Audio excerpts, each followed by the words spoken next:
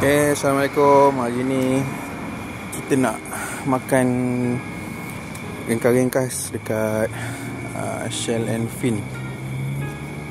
Tapi tadi dah tanya, banyak menu dah tak ada. Mungkin sebab cuti kot. Tu yang mana ada kita bedal dulu lah. Sikit-sikit je lah, buat-buat ada dulu.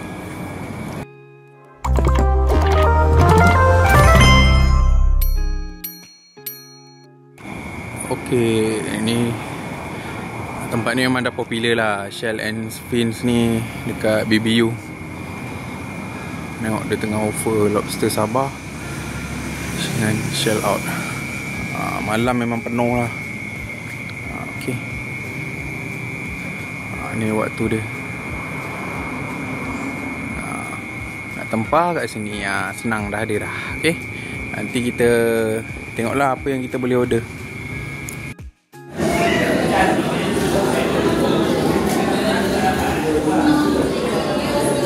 Okey, terima kasih.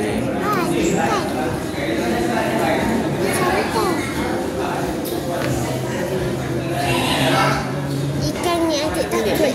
Bersama-sama.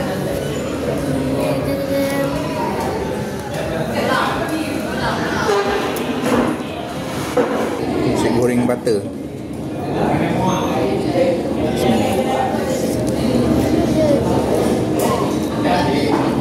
Nasi goreng butter dia sedap. Kena order nasi goreng butter dia sedap.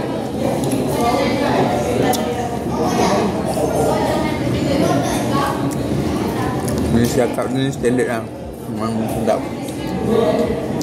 Shell and Fin ni makanan dia semua rasa sedap.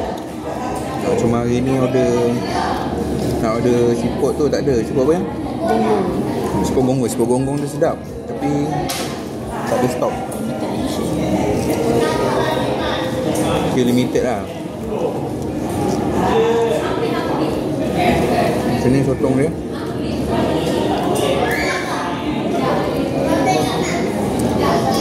Sotong dia memang sedap. So far makan dekat sini makanan dia semua sedap.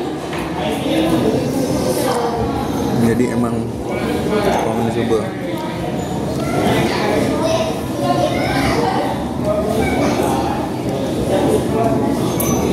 Akan datang nanti nak order menu yang lain, tapi banyak menu dah habis. Hari cuti katnya.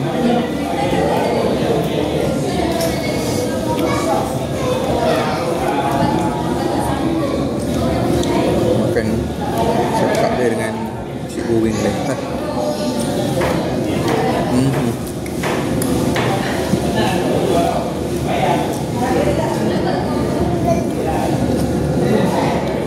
Sedap gila.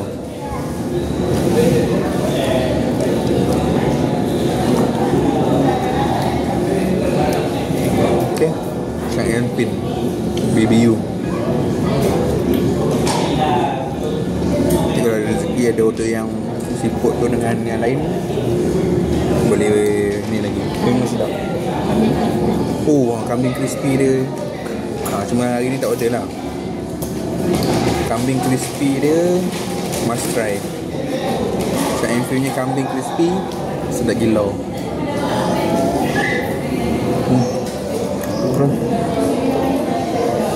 Nanti kita ni lagi. Air free yang risau. Air putih ada, air panas ada. Ni pun air percuma. Mango. Kadang-kadang kasi, kadang mango. Tu ada aiskrim. Aiskrim pun percuma. Okay.